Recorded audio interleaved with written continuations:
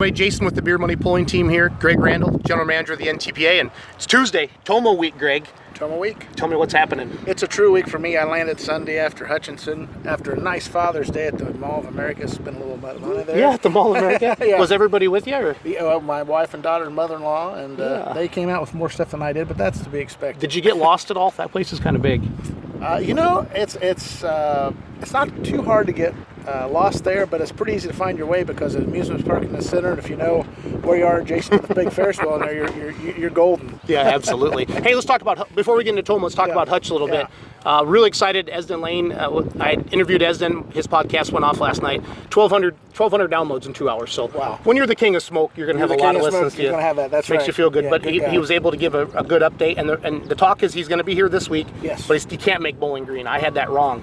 Because I know we talked on the radio a little bit, but he was the first person I've ever interviewed. It was over the phone, and I was nervous. I was nervous. I was like, I can't. I'm talking to Esden Lane for an hour, and I felt bad because I talked on him a couple times because he's so deliberate, and I didn't want any of that dead air. And I started talking, and he'd start talking, and I felt bad. But man, I was literally shaking when I hit the record button. Like Esden Lane on the phone with me right now. That's pretty cool. But Hutch got rained out Friday night. Did something blow up or what? Oh, it was the wildest thing.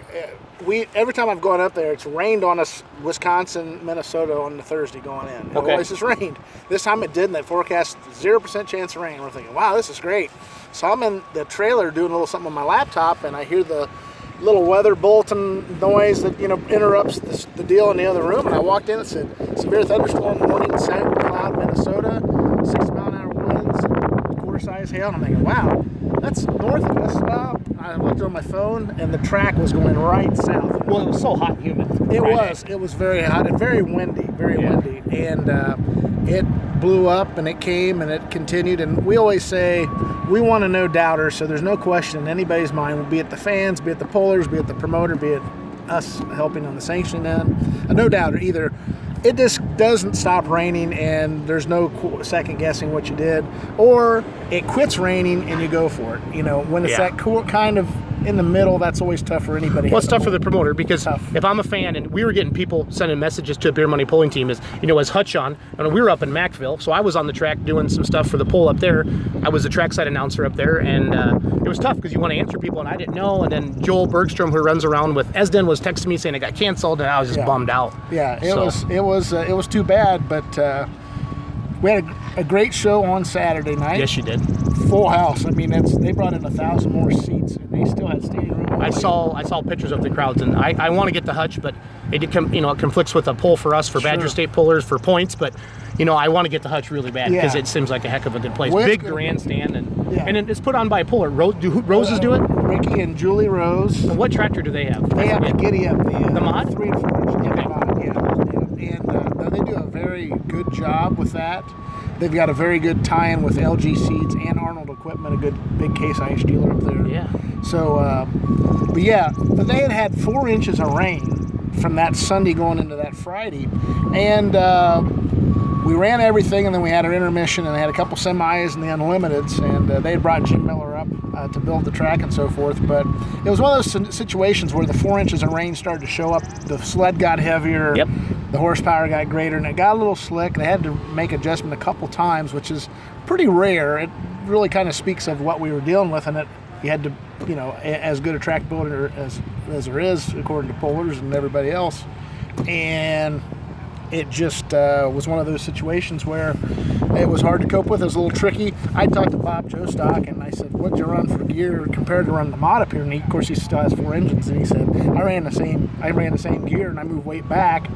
And that 7,500, 8,000 pounds, that was the only difference really he had, and he got second. Okay. So you had to, kind of finesse it, and, so those things happen, Yeah, but as pullers, and I'm a puller too, and I understand, we all got to pull on the same track. That's right. And like Brian Korth, I interviewed Brian Korth Saturday afternoon for a quick 10-minute podcast and put that up, and it's had, I think, almost 800 listens already. And he took fans because I asked him about Louisville, I asked him about Tomah, because Macville, they had brought in some topsoil Greg a year ago, but maybe they didn't get it dug in enough, because years ago everybody wanted a clay track. Yeah. Now everybody's talking organic, clay, black dirt, getting it mixed together, different things like that, and trying to hold it closer to us. So I'll just flip it around. So don't have to look at you and I. They can just look at beautiful Tomah. Yeah. So. Well, I think one of the things that has really helped, and they did it at Urbana last year, is they added some chicken manure and some other type of organic material. Okay. And it really responded. Good. And I think, you got to have something living, I think, in the dirt to maybe completely make the perfect circle with the water and the material you And got. and Brian Core talked about the freezing for a year, Right. overnight, over the winter, the Oh, cracking and the freezing and stuff like that.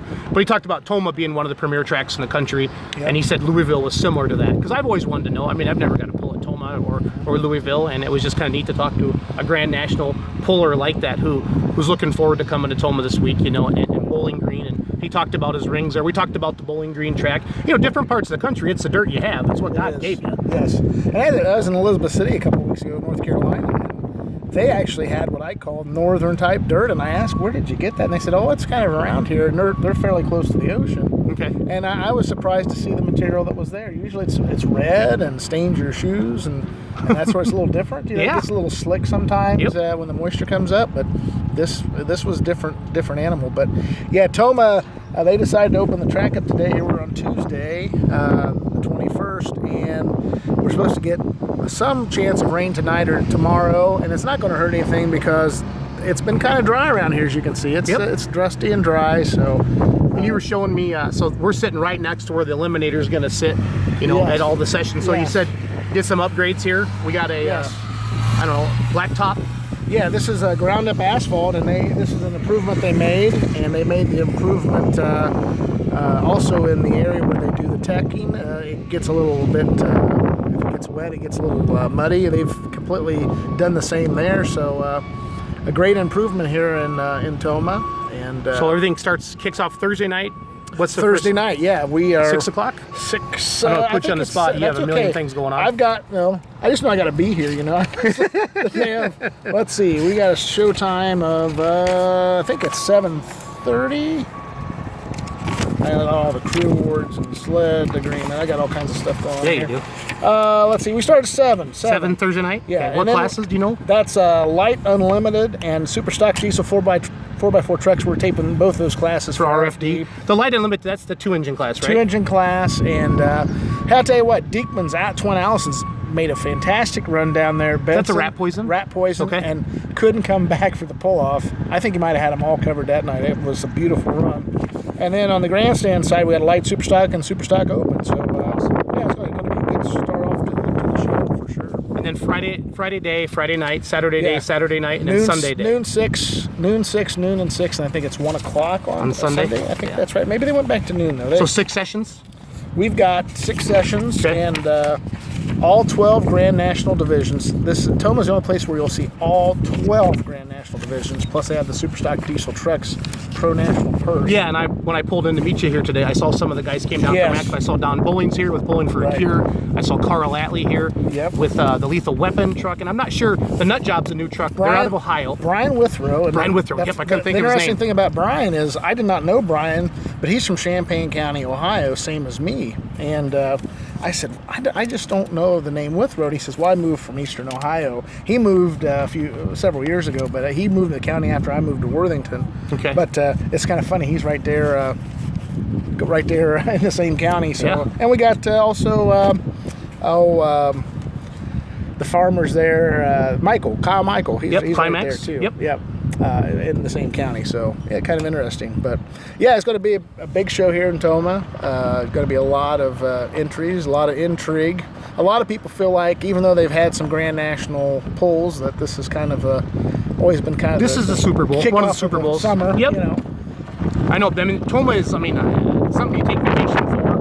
Tomah is just one of those. It's a word. Bowling Green, Tomah, Chapel Hill. McDonald's, Dale Earnhardt, it beats a hut. It's one of those. It's just a national thing. And as a kid, I live in Richland Center, an hour from here now. But growing up in Iowa, we would make the trek up to Tomah. And one of my favorite memories is actually going home, and we passed Tom Dickerson, the 20 Mule team, on the interstate, and I waved at him, and I was like a kid, and it was just cool, because I'd just seen him pulling in the session and different things like that. And the Esden talked about his Tomah experiences on the podcast, and my childhood hero pulling Ernie Ropp. He passed away up here at Tomah. I'm pretty sure he had a heart attack in the pits. He did. I remember that. The Iron Elk was my I'm not a big John Deere fan now because I have a Case IH, but I still love all pulling, and I pick on the John Deere guys all the time. But that was the tractor growing up as a kid, that I got to sit on and stuff like that. That was in '93 or '4, I believe, when he passed. But, and since then Warren really didn't. I think he's stock car racing now or sprint car racing. Yeah, my dad bumped into him the other day. So yeah, he's something else. But this guy coming at us, his name's Jeff. He's a big guy behind the scenes. A behind the scenes guy. He does a lot of the. Hey, we need a loader. We need a guy pulled out. We need whatever. Whether it's 6 o'clock, midnight, whatever. Jeff's a good guy. Those guys are very important. Years. Very important. Yeah, I was telling them. I think that Paul Ryan is going to want to charge me some tax because over the years I've come here, I've probably lived 6 months out of my life in Tomah, Wisconsin, at a week at a time. So, well, maybe we shouldn't put this on the internet then. That's all we'll right. have them find you. I'll send them the $5. Send the $5. Yeah, but my first year here was with my dad in 1987. And we set up the top there. We always set a 150-foot mark, and I believe it was that year, or maybe it was 87 or 88. They had the Clydesdales here, and they had 3 pulling tracks going on at once. Wow. And that was almost, I don't want to say overkill, but it was cool. But I could see where it would be tough to continue year after year. Well, it'd be tough to keep all that organized, too. Yeah, but they did it. And then at the end of the show, they had Ray Collins. They had, I think Metzger's truck, and they had the bounty hunter, Ray Carpenter, and they all made a pass. They all got the green flag at the same time. They all buzzed down the track. It's like a race. Pretty much like a race, yeah. So that's cool. It was a nice experience. We always enjoyed coming here to Tomah. And, it's like I got to know Charlie Peltier. He has a CP 22 Pro Stock. They're from Canada, right? His wife, Linda. Yeah, we got to get to know them here over this past couple of weeks, and very nice people. And their first time here, we were talking about gear selection and so forth. And he said he found quite a bit of horsepower over the winter in dyno, but he says everyone else has too. But talking about gear selection, he says I was in too high of a gear there to Hutchinson. I said, yeah.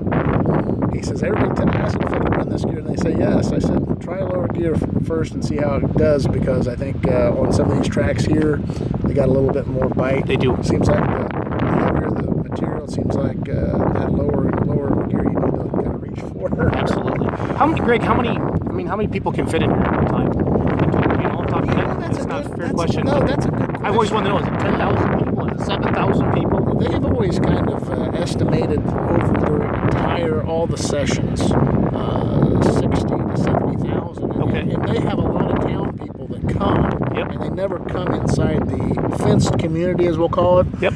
You can see the pits and all the display areas and all that without paying the price of a ticket. Yep. You can just come and look, and they feel like there's 10 to 20,000 people that just do that over the weekend. And that's one thing too, fans, bring the kids, bring the family out, and that's what I love about Tomah. You can walk in. I mean, I come up to Tomah to watch the pulling, but I go out and see all my buddies in the pits and stuff like that, and I'm telling you, pullers are the nicest people in the world. Unless they're wrenching on their tractor, trying to get ready for a next session or something like that, they're happy to see it. And then Miles is going to be doing his road shows behind the main grandstand. He is, I'll be up here Thursday night with him for that, and then I know I talked to him on the phone last night. He's going to bring back a lot of like session winners, and stuff like that, and just so many people.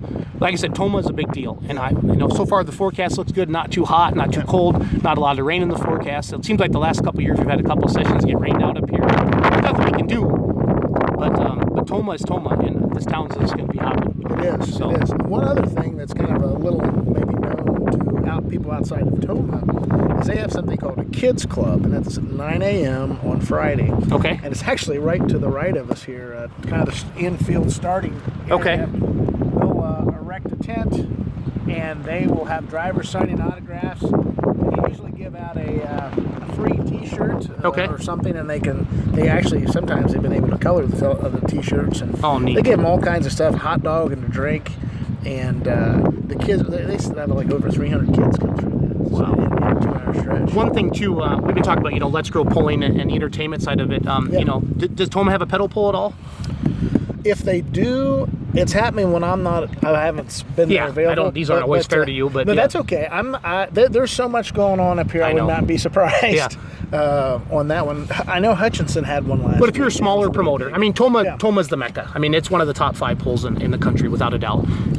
But like for some of you state promoters and things like that, we got to get more kids to these pulls. That's how we grow pulling, more fans. And pedal pulls is one way to do it. And there was a group in Missouri that sent me a message on Facebook last night that said that they brought in a couple stock garden tractors and kids 12 and under. And they put them out on the pavement, and one of the garden tractor guys would walk beside them. But these kids got to drive a stock garden tractor, and they don't know that. You know what I mean? Right. And then we talked about maybe we should get a simulator built, Greg. We got to have Case IH step up. That'd be nice. Get a simulator built and donate some money to help us do that, or maybe we can get a roll cage. They can set in a roll cage and seat and pretend to bend the throttle. I mean, we live in such a reality world now, Greg, with TV and I don't want to just see it anymore, Greg. I want to touch it. Right. You know what I mean? Right. And there'll be pullers you can sit on their pulling tractor here at Tomah, and it's just people get excited about Tomah. I mean, they do, and you bring the family, bring the kids, and if you're a state promoter, or a smaller promotion, you still. Maybe you're only expecting 1,000 people. You still got to entertain. That's right. You know what I mean? And there's stuff to do. There's stuff to do in between pulls, in between classes, and people love having stuff thrown in the crowds. And you guys do a really good job here with that.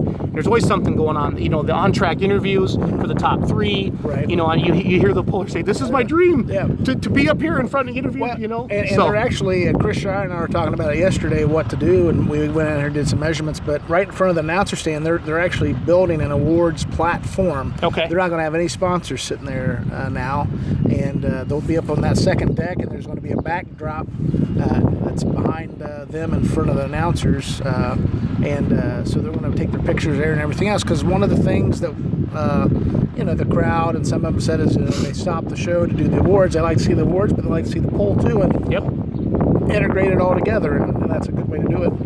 No, that's a great way to do it. So that's something I want to do at my pull in July, Churning Dirt. I got a little podium made, same thing. Get your top 3 up there. I interviewed Greg Boyd on Let's Grow Pulling, the podcast, and he talked about his experience over in Rotterdam and Ahoy, and that's something there's more entertainment over there. More entertainment. They definitely build the pull around the entertainment there, no doubt. And at the end of the day, we're putting on a show, and I think everybody's getting it now more and more. And pulling, you talk to Esden, and he thinks in the last 5 years it's really grown. He's seen more bigger crowds again, and pulling is awesome. The horsepower. Oh yeah. But I you and I talked about in our podcast that night we taped. Not as many people farming as there used to be. Right. And that nostalgia of taking the 1066 or the 4020 to the fair. Yeah. But I think that's where diesel trucks are going to pick up on it. I think that's where the unlimited class are going to help us out with that, Greg. The motorheads out there, the drag race guys, stuff like that. You're starting to see some crossover now. And pulling's a big part of motorsport. You talked about RFD TV. Yeah. You've been out west before, and people, hey, I see you're that guy on TV. Yeah. So it's pretty cool. And like this morning, I made a call back to the PRI folks. They're doing an article on pulling, and this is a publication that goes to high performance manufacturers, people that do that type of work. Is this a PRI show? Well, they have the PRI show. That's part of what they do, but they have I think it's every other month. It's a bi-monthly. Okay. And it's a magazine, and I've been interviewed. Actually, they interviewed me one time for it several years ago, and it was a guy that actually worked for Pulling Power magazine in Woody Hatton. So it was funny talking some of that stuff. But no, I just called her yesterday, and she says, I'm going to email you some questions, and would like you to answer. So a couple hours this morning I took and filled out. When you finally got some internet? When I finally got my internet, yeah. Yep. Internet problems out here, but if you send me an attachment, nothing will open. It's like, got hooked on the Wi-Fi today, and the office it worked great. But anyway, no. And they're asking things like, why should manufacturers have pulling on their radar, and a lot of things, and it's quite simple.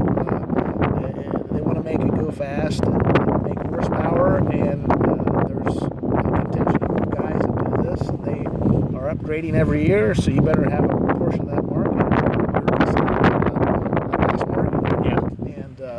So it's always interesting. I know a couple years ago that Joe Eder was on the cover. And they had some of our photos we provided in. I know they had his mod down in Talladega this year, and that's cool. Joe, I think Joe called me or instant messaged me or something and asked me if I knew about it. I think it was heading down to Benson, actually. It was the same weekend as Benson, I think. And I told him I'd make sure we get it on the web or Facebook or whatever we did. Yep. So that helps everybody. Oh, absolutely. It helps everybody. At the end of the day, we want to grow polling, and everybody's got their own associations, and and I've talked about that, off the air, if you will, about we got to grow. It's everybody. It takes all of us to put this together. It takes everybody. Yeah, Yep. we all want to do a good job. I mean, we need to do a good job. Absolutely. Fans deserve it. The pollers deserve it. Yep. And at the end of the day, you want to take pride in what you do, and I certainly. I'm glad that most days I feel pretty good about the end product. There's days when you go back and say, well, that could have gone a little better, but live and learn. It's not out of sometimes it's a lot of things are out of your hands, whether it be weather, Yep. or whether it be, there's a lot of volunteerism in this. Oh, it's like I showed Jeff there. I mean, Jeff's a familiar face. I've known Jeff for 26 years. And so to have that level, whoops, we're losing our Budweiser. Yep, there. Good plug for Budweiser, at least. Yeah. I know that Chris Shire is going to do an interview with Eric Pruitt, the Godfather, on the Polling Radio Network. I think Eric shows on Thursday night, so he had posted that out there. Chris had told me that. Yep, so that's neat. Yeah, absolutely. And every little bit helps. One sad thing is you can see that Enderley fuel injection VIP tower. Kent is not going to be here in Tomah this weekend. That's Tomah. He's talk about a guy who's done a lot for polling. a lot for polling.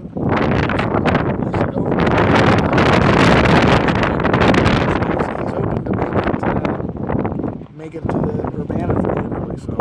All right, so let's wrap this one up, and then let's go do a tour. Okay. I'm going to flip the camera back around, but we were trying to do a Facebook Live video, but my phone said I didn't have strong enough internet up here, so I swear I paid my bill. And I did run 5 minutes late because I pulled up a beautiful Wisconsin State Trooper. I've been having the same problem with you, man. I know. So, all right, so we'll wrap this one up.